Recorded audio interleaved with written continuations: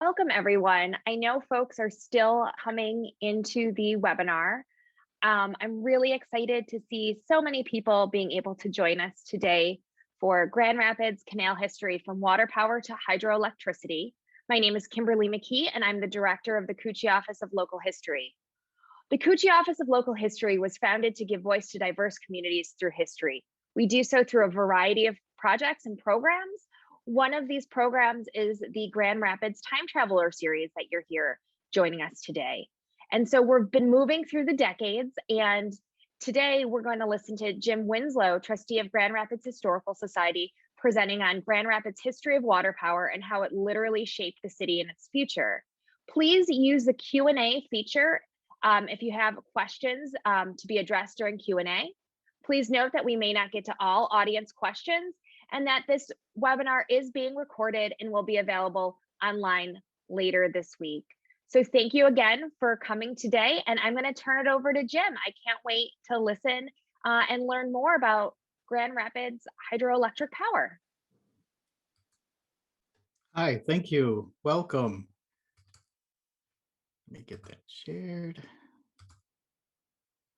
Welcome to Grand Rapids Canal History from Water Power to Hydroelectricity.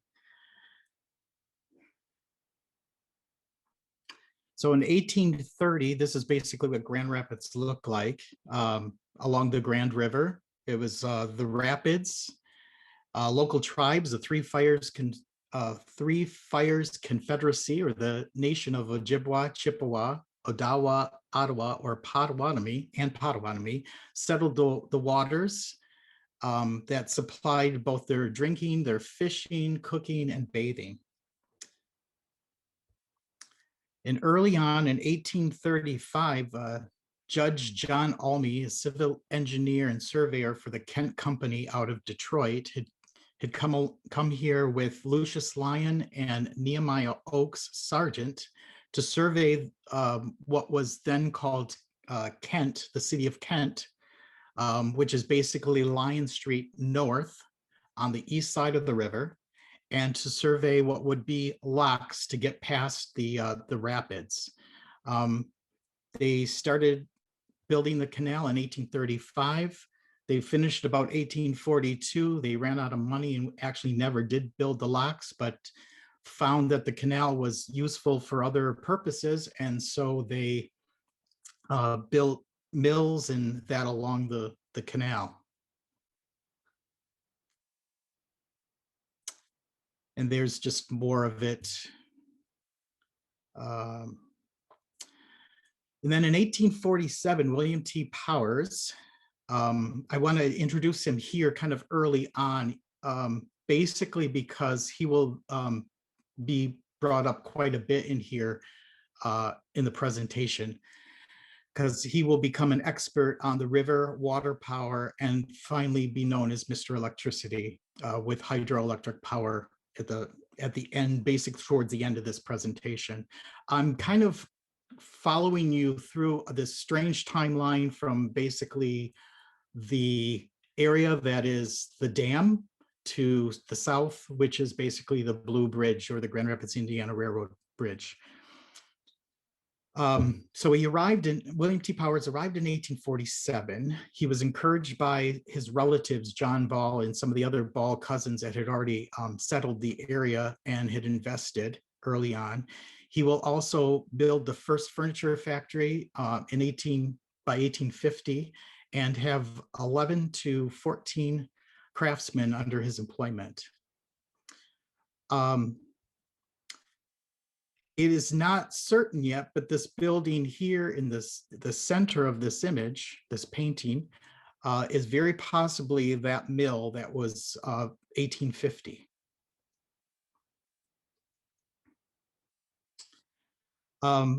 He started furniture manufacturing in that building, and then grew to involve more endeavors such as lumbering and other things. And this blue line that you're seeing right here basically is where the canal is in relationship to this painting. And this is what the view is today. It's the whole area there that is the DeVos Place Convention Center. All right, so anatomy of a water power system. Basically, the river was one big machine.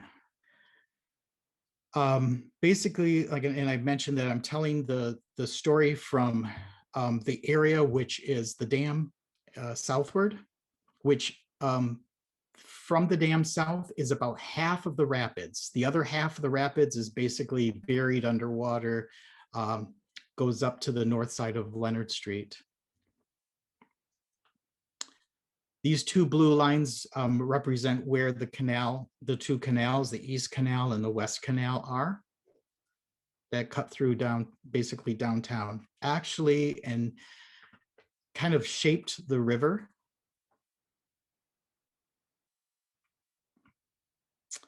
All right, let's get in here. So basically the dam that you kind of see in that upper area, upper left corner, it's a wooden crib dam constructed in 1866, completed in 1867. Basically, they were behind schedule because of quite a bit of high water and early freezes. They had basically, it was the spring of 67 when they were able to finally finish the dam. William T. Powers put up some of his own money and invested, got investors from New York, and actually built the west half of the dam and the entire West Side Canal. The whole purpose was that he was going to build manufacturing facilities and then rent those out. So he was basically going to be a landlord to all these business opportunities on the west side.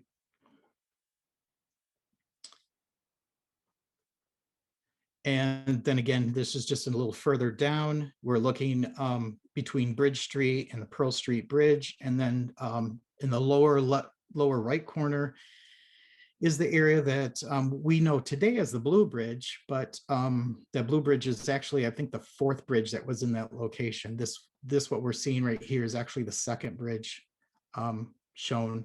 And then right about where that steamboat is at the very bottom is where Grand Valley is on the waterfront. This blueprint basically shows what the water power system looked like in 1910. Everything blue is basically the water.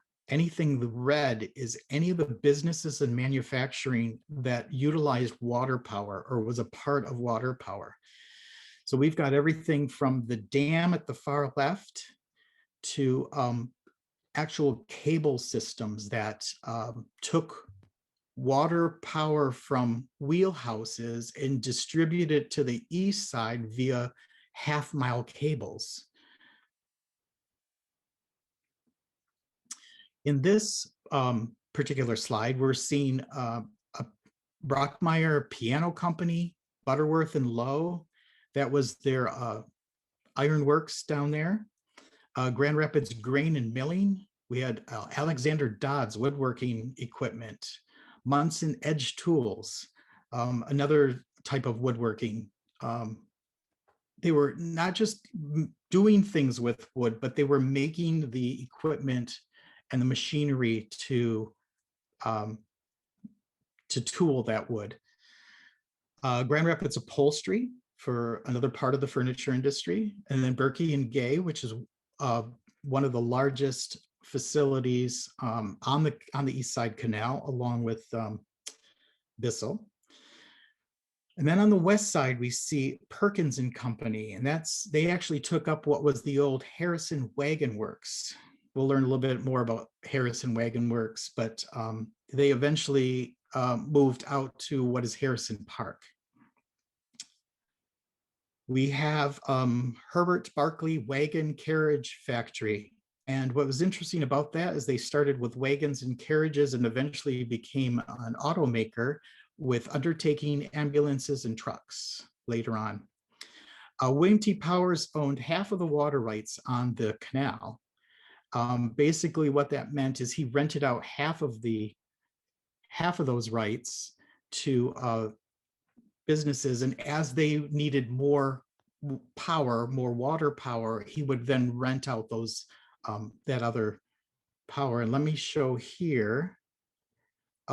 These little areas right here are little wheelhouses, and that's the auxiliary water power.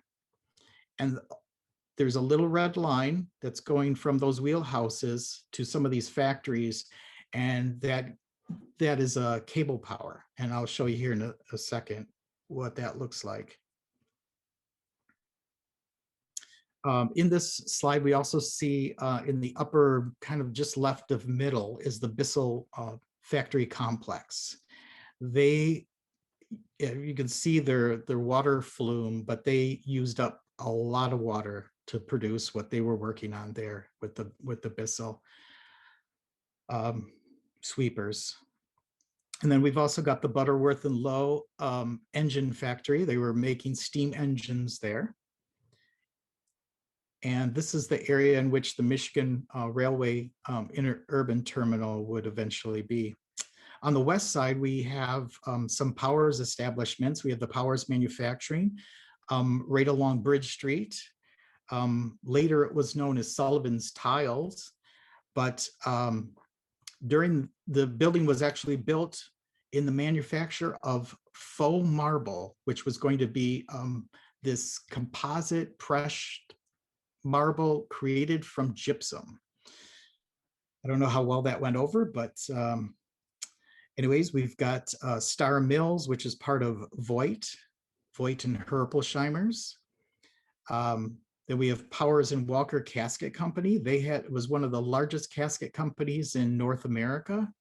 They, of course, specialized in wooden caskets and very fancily carved and everything. Then we've got Wolverine Chair, which is right near the Bridge Street here at the lower right corner. And that is where we'll follow up a little bit later, but that is where hydroelectric power got its start here in West Michigan. Then this little last section here, you see the red line going across the river. That is one of those cable systems. There's actually 2 half-mile cables that would go across the river, sending power from the west side to the east side. And you can kind of see there's a couple red buildings on the east side of the river there by Pearl, Campaw, and Lewis. They received the power through that cable system. Then here on the west side, that would probably be the most recognizable building. Eventually, we'll see an image of it. Would be the Voigt Crescent Roller Mill, right there along Pearl Street. And we've got some other Powers facilities and Grand Rapids Edison. I don't know if you can actually read that on that slide, but that is where the Grand Rapids Electric Light and Power actually got started, and the first hydroelectric power plant would be right there. And we'll get into that a little later. This is what those cable systems look like. You had a wheelhouse here on that right. There would be another wheel that would take that cable up to the factory and would send motion power up to the building. And then inside the building would be contraption like this. There'd be pulleys and leather belts, and the workers would be able to turn on and off the power to their equipment just by these levers and pulleys. It's a line shaft system. So we start at the 4th Street Power Dam. This was what was built in 1866. And now we're going to start going through more of photographs rather than just the illustrations. Now, this bridge is 600 feet. This dam is 600 feet wide. It is entirely made out of wood. It is sort of a crib, which is then filled with limestone and rubble. It seems to last about 40, 50 years, and they have to rebuild it. The center chute, let me get this. So this center chute area right here, which we even have today on the concrete bridge, is basically to let fish travel upstream. It was important early on that the fish would still be able to travel upstream to spawn. Here's just another image of the, pardon me, of the dam area. This is the head gates here at the west side. You've got the dam with the center chute again right here. And then we've got the east side head gates right there. And this is what that area looks like today at the fish ladder. Now in 1904, we always heard about the big flood of 1904, but the flood actually started with ice that was a foot and a half thick. And it was predicted, again, William T. Powers, knowing the river, having experienced it for 40, 50, 60 years, he basically saw a foot and a half of ice and said, if we have a thaw at all, he goes, we will see a flood. We'll have a flood like we've never seen before. And a couple months later, that's exactly what happened. That ice right there, between the ice and the flood, caused so much damage. There's about 150 feet of damage to the wooden crib. You can kind of see here what the dam was actually made out of. And with that, of course, they had to repair that or they would lose their pond. Basically, that area above the dam is known as the pond, and that's your water reservoir.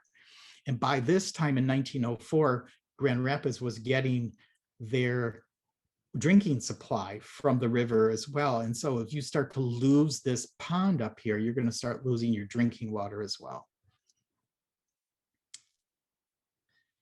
Here's just another shot of those head gates. The little building to the right is called the guard gate. So you've got head gates that allow the water into the canal. You've got the guard gate is going to protect the levees or the amount of water in the canal. If it gets too full, it could break the levees. So there's guard gates that is kind of like a pressure valve release. And that's there's a guardman that would be in that building to release that. This is what they look like towards the end of their life. They had lost the head gates had lost the building. This is 1959. They're just about ready to dewater the West Side Canal. Just another shot of the dam, the wooden dam, about 1920 from the east side looking west. And then here they're starting to take the old dam. You can kind of see there in the distance, and then in the foreground is the concrete dam under construction about 1926. Don't have that date exactly locked down yet. And then we'll do a East Side Canal here. It ran for 91 years. 1836 to 1927 when it was dewatered for the river beautification project and basically a sewer ditch. And this happens to be during the 1912 flood. If you can believe it, the dam is right there, but the water is so high that you can't even see it going over the dam. And then here on the east side, jumping back to the 1870s, we're looking at some of the manufacturing. You can't really probably see from between the buildings, but the West Side Canal has already been constructed. There isn't any businesses quite yet that you can see there. But this was Doors and Sash, and then to the right of the image here was Charles Carter Comstock's pail factory, wooden pail factory. And this whole area right here is where Movies on Monroe is today. Another shot of that whole area, movies on Monroe, about the time of the 1904 flood. And then moving south, a little further south, we've got the Birking Gay. You see the canal right there, then you see a building to the left of it. Yes, that entire building is on stilts over the canal. There had been at some point one of those type of buildings collapsing, but for the most part, they held up. The canal's not really that deep. It might be anywhere from 5 to 8 feet deep.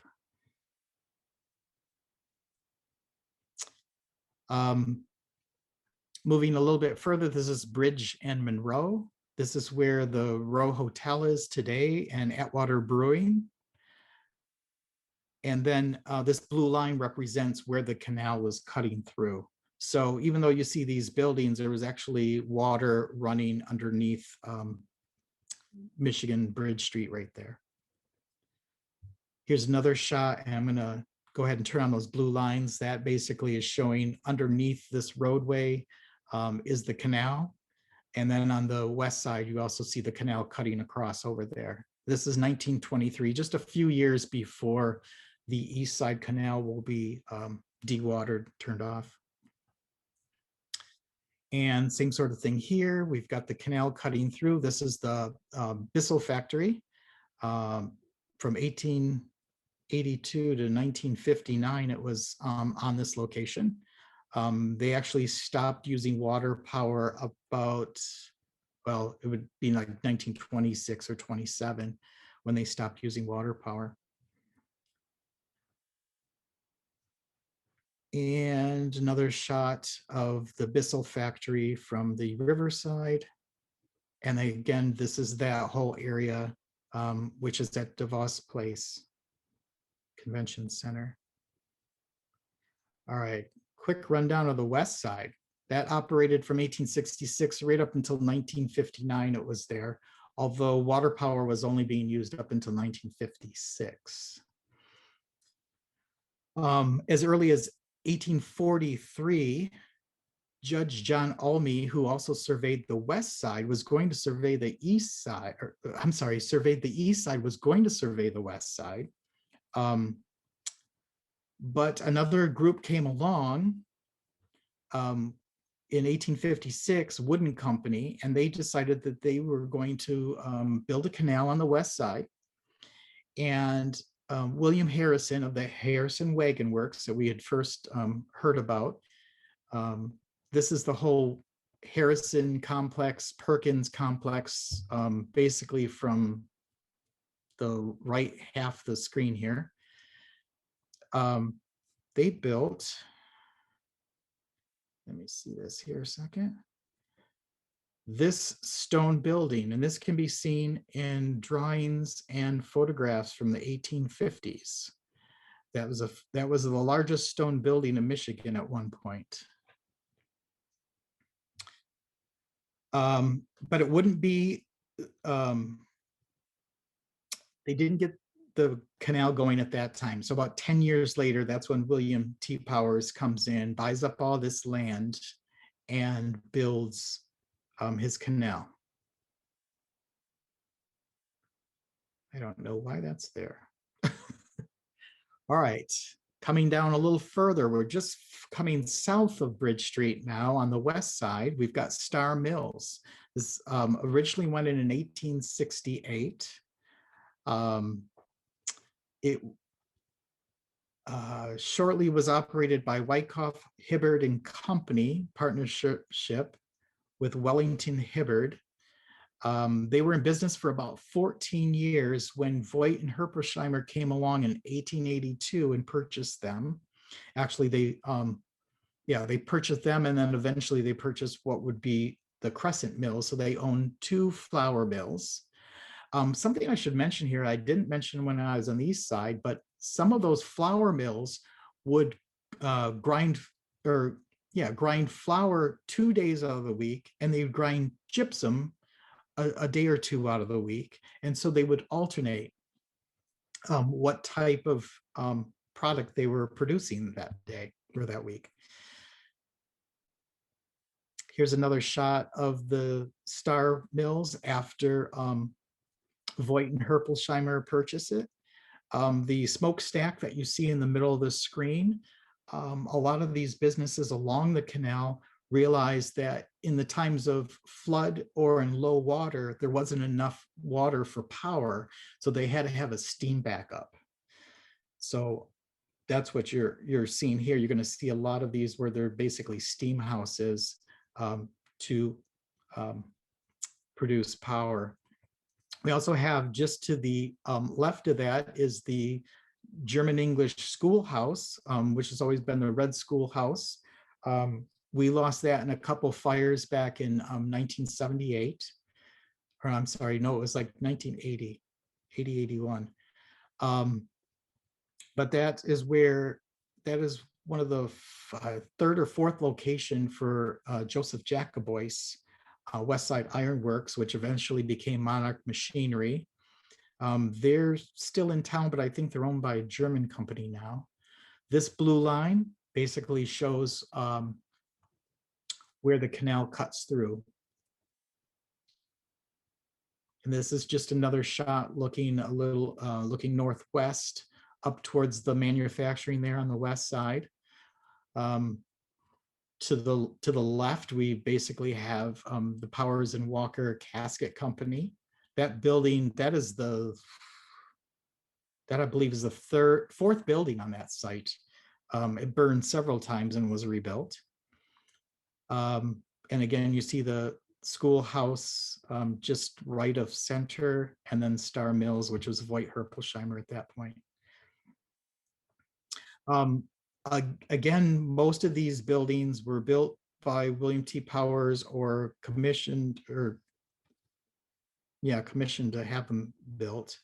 And then he would rent out to manufacturers he would actually even supply the manufacturers the machinery to do a lot of the mill work. And that blue line just represents, because you can't actually see the water, but that just represents where the canal is cutting through. I should mention this whole area right here is a Navawan Park. This is just in front of the Ford Museum in downtown Grand Rapids. This is looking north from Pearl Street. This is the Wolverine Chair and Furniture Company. This is where the hydroelectric will get its start, and we'll get into that a little bit later. Just to kind of give you bearings as to where you are, this is what it looks like today. It's where the area in which the Indian mounds are represented in Navawan Park. Here's just another shot of that area. This is very early on with the West Side Canal. In the lower left, you can see that's the canal water, and that's the earthen levee. Over the years, that levee will get wider and wider as they encountered a lot of breaks. They just strengthened it by making it a lot more wider. Just in a couple other shots from that general area, 1875. We've got the Pearl Street Bridge, and we're coming up to the other side of Pearl Street where the Crescent Mill is. Again, this is Voigt Herpelsheimer. Eventually it becomes Voigt, and this is what we'll basically know as Voigt Mill. The foundation there with the arches and all that, in 1870, William T. Powers had that constructed, intending to actually have Powers grist mill. But it sat there for about 4 years, basically because after 1870, between the Chicago fire and the fires in northern Michigan, there was a big demand for wood. And so he focused all his energies into producing lumber. And gave up on his mill and basically sold the land and rights for someone else to come along and to build this mill. When Voigt and Herpolsheimer got it, I don't know if you noticed that, but there's 4 stories here. They come along and they build 2 more stories up on top of it. And they also expand the office out the back end. That little 2-story office was added on. In this whole area, we kind of cut through with the interurban railroad. Kind of go through these kind of quick. Basically, I just like to do some of these then and nows. This is the area. This is the pedestrian bridge, the interurban bridge, the Richard M. Gillette Bridge. This might look a little familiar because there's the bridge to the far right. We're looking at the early 30s right here. They're taking the interurban apart, dismantling it. Again, a little bit more dismantling, and it's got this trestle over the canal, and this is what it looks like today. There's some other shots here. That bridge for a number of years, 10, 15 years, was used as a parking bridge. You can see the 1930s, 1920s, 30s car there at the very right side. Again, it just ended for at least a decade and was a parking bridge. And there's the canal here in the foreground. And then towards the end of its life, it was a parking lot, turned into a parking lot in 1959 for Christmas shoppers. Grand Rapids Electric Light and Power. Again, I had mentioned that this was the first site. It was there for about 2 months. When they saw that it was going so well, they needed to move it. So they moved it from that first site to the second site, which is William T. Power Sawmill at the very far end, almost to the Blue Bridge of the canal. It was there for an entire year, and it was found that it was necessary to build this other building, and that is the first permanent central hydroelectric power station in the world. All others were any others that may have come before this were basically just kind of a one-man show. This one actually supplied street lighting for Grand Rapids. I should mention that this one went in November of 1881. Just another shot of the end of the West Side Canal. We're looking, the front street is to our right. Right where that building is sort of in the center, that's a switching tower along the railroad tracks. You'll see here in just a minute what we're actually looking at. There's a little bit more of those railroad tracks leading up to the Blue Bridge. And this is that area today. So we're looking south towards Grand Valley campus there, Lax Park.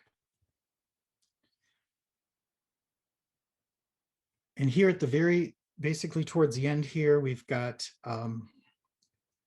this was the 1917 plant. This was the very last plant that was built. Consumers Power actually built it. Inside, it had 2 water turbines operated by large leather belts here, as you can see. And then on the opposite end is the electric dynamos that produce the electricity. Towards the end of its life in 1956, it was just an alternative auxiliary facility for when they needed that extra power. And so it was February 29th, 1956 at 4:15 p.m. That's almost exactly 65 years ago this weekend that that plant was shut down. At even as the building stood, they were still referred to it as Powers hydroelectric plant. I think the building sat for about 10 years before it was finally dismantled. And I'm done with that. Any questions?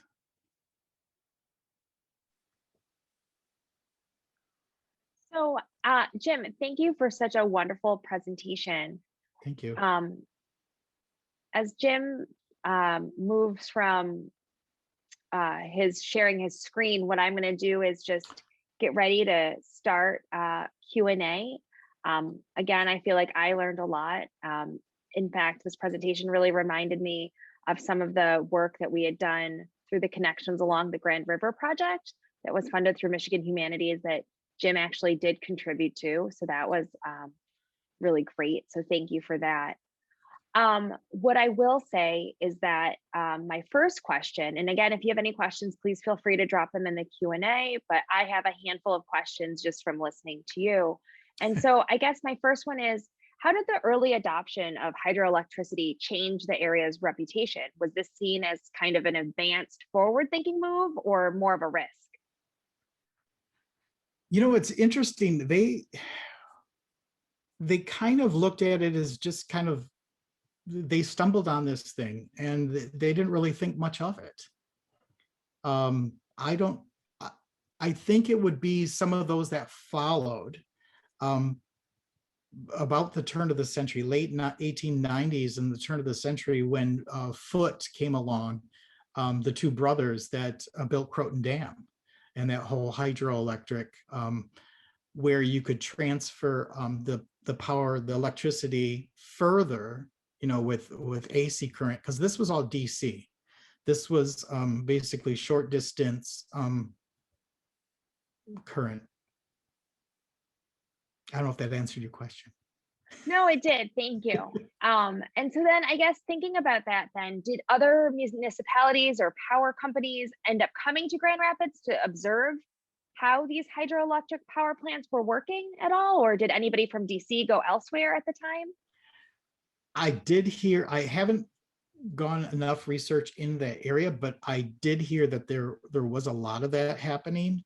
I know that William T, because of what he did here, that he actually was a speaker for one of the first electrical conventions out of Chicago in the early 1880s. That they had him. He actually represented a number of electric companies, and I can't think of them offhand.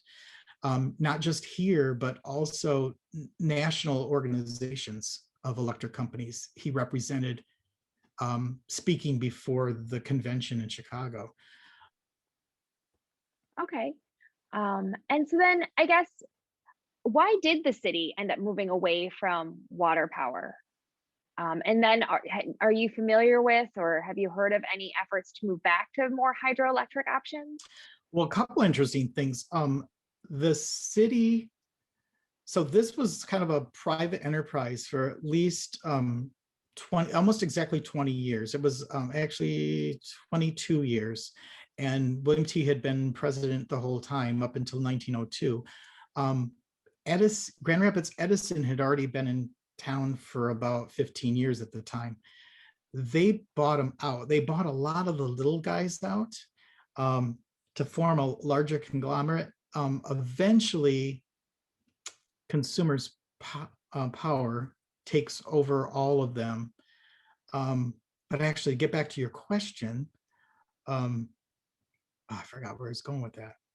Oh, the city of Grand Rapids by the mid 1890s wanted to do their own power.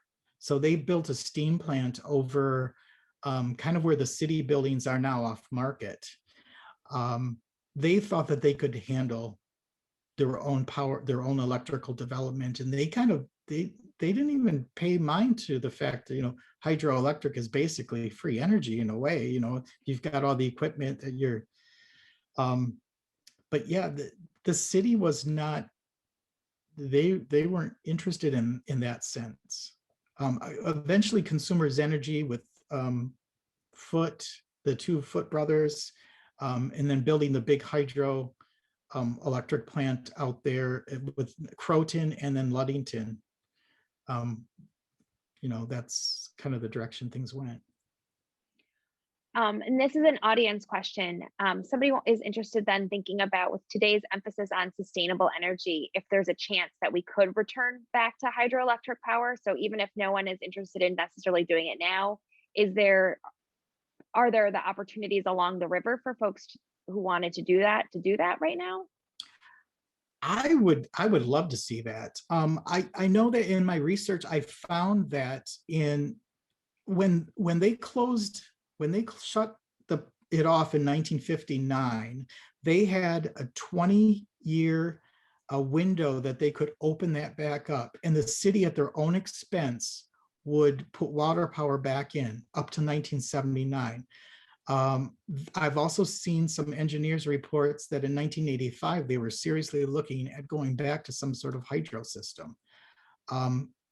I don't know if we could do that now, even with the whole river restoration thing that they want to do, unless we can somehow maybe take it underground and push the water through underground channels or something. I don't know. No, I mean, that's just really helpful to think about, especially as more and more people are looking at renewable energy options and those kinds of things. So for folks who are interested in learning more about this, where can they go if they're in Grand Rapids to learn more about some of the power plants and just hydroelectric history? Ooh, I know that I have a Facebook page, Grand Rapids Hydroelectric. I mean, it's mostly just on this particular plant. But another thing, and I don't know if Lowell still produces their own electricity through hydroelectric or not. I know that they had that on with their little dam there. You really only need about 3 feet of waterfall to produce, enough to light some things, power up some things. Oh, really? I actually didn't know that. So that's helpful to think about in terms of like how much water you actually need. And 3 feet isn't as tall as many people would have probably assumed. So then are there any hydroelectric plants operating, maybe not in Grand Rapids, but in West Michigan that you're familiar with still, or? Well, I think Croton and Hardy are still running. And then of course the big Ludington plant that they pump water into it during the day, and then they let the water fall back into Lake Michigan at night. And I'm assuming that there's some sort of battery backup somewhere, that there's some sort of storage. But I don't know. I haven't really looked into that so much. No, well, I appreciate sort of what you're sharing now, especially I think for me, as I listened to your presentation, it was really nice to sort of see those then and now photos to provide some more concrete anchor points for me to kind of visualize where all of this was happening in the city. And so thinking about your presentation, I guess one of the things that I was thinking about was how so many things get turned into parking lots, right? So when you showed that one image, Yep. And thinking about kind of what gets lost in all of that. And so by having sort of these photographs to go back in through time and then forward was really helpful for me. This may seem like a very superficial and potentially silly question, but you mentioned that sometimes that these mills would be used for both flour milling as well as gypsum milling. And I would obviously would assume people wouldn't want cross contamination. So what was like, well, and what was happening? Well, I thought about that too, but actually we have gypsum in some of our foods as fillers in that, in a way. I mean, it's just you ground up, rock powder. So there's, in fact, there was a doctor in Grand Rapids back in, I don't know, 1860s, 1880s, who actually looked into the health benefits of ingesting gypsum. There's a whole big book or a whole big research project on that. So, I mean, it wasn't, it didn't happen later on. I mean, it was more early on, let's say 1840s to 1870s or so that they were doing that. I mean, it makes sense, right? When you think about it, if you have the mills running to sort of Yeah. diversify um, what you're milling. But in the back of my mind, I was like, oh, fascinating. Like, I wonder what that looks like. But I think you're right in terms of um, sort of where we can still find gypsum, as a within different food products and that sort of thing. And so thinking about the flooding that would happen on along the Grand River, were folks prepared? Did those preparations change, and how did that affect hydroelectric power? So that, yeah, so, well, it also, the floods also changed the whole fact that we didn't have the East Side Canal much longer either. After the 1904 flood, there was a call to find a hydro engineer to come in and see what can we do to protect our city from flooding. And he basically came up with a whole flood wall idea and sold it to the city. The problem is the east side had so many factories with so many waste weirs, basically those water chutes that come out from the mills, that they basically realized by 1926, 27 that they had to close those off, or that it was just going to flood on that side. And that they had to, the flood walls started in like 1907, I believe, and they were kind of at their peak of being built around 1911, 1912. Now we're looking at it going, well, we really don't need the walls if we just burn things up and we terrace things down to the river. So, I mean, a good example is what Anabawan Park is doing when things flood. We've got those big berms. We allow the water to come in into and flood the park, basically.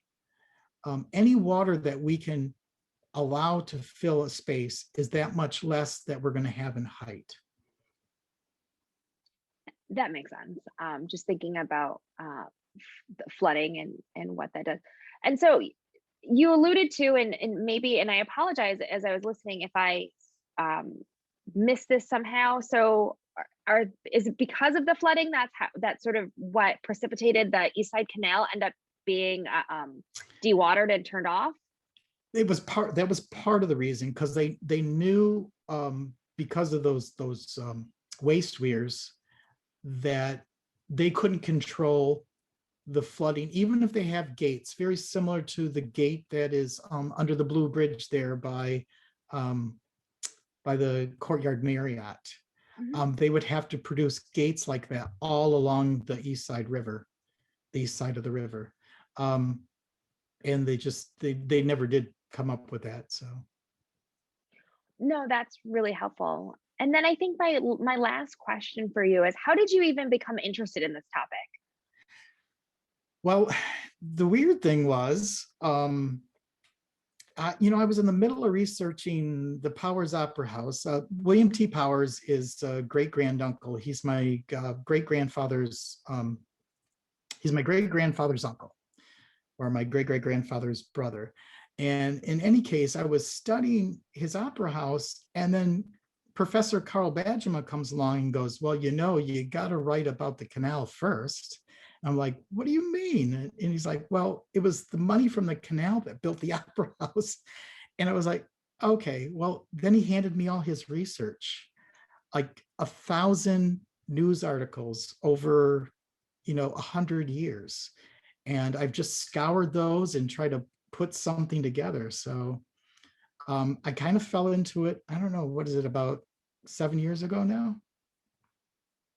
No, that's really fascinating. And I think sort of Carl Bajema's love of history really has Mhm. shaped the Grand Rapids local history Yeah. community. And so I just want to thank you again for giving such a robust presentation, thinking about water power in Grand Rapids, especially at sort of the turn of the 20th century. Um, just for more information for folks, we're continuing this series again in March. And in March, we are going to be looking at the presentations called A Decade of Upheaval, Grand Rapids Women in Public Office in the 1910s. And that presentation will be done by the Greater Grand Rapids Women's History Council. It's Joelle and Clary. And so we're excited about that. I do also just want to mention in Jim's presentation, he mentioned the Berkey and Gay Furniture Company. So our previous presenter as part of the Grand Rapids Time Traveler series was Matthew Daly. And in his presentation, he was looking at the architecture of furniture companies. And he also referenced the power canals in his presentation. So it's kind of great for me as a listener to sort of see how this sort of moves, not necessarily chronologically, but in conversation with one another. And like I think I referenced when we started off this Q&A, as I was listening to sort of Jim's presentation today, it reminded me of our connections along the Grand River project, because some of the folks that Jim mentioned at the beginning of his presentation, including Lucius Lyon, were also referenced in that project. So again, thinking about this more robust history of the Grand River and sort of what it has brought to not only Grand Rapids, but the wider West Michigan community. And so again, this webinar was recorded. It should be on YouTube. I was going to say later this week, but today is Friday. It will be on YouTube in the next few days. So please check out our YouTube channel. And please note too that we have our annual local history roundtable starting this coming Monday, March 1st. So if you haven't registered for that, please do check that out on our website. So I just want to say thank you again to Jim. And I hope everybody has a great Friday. Thank you and bye.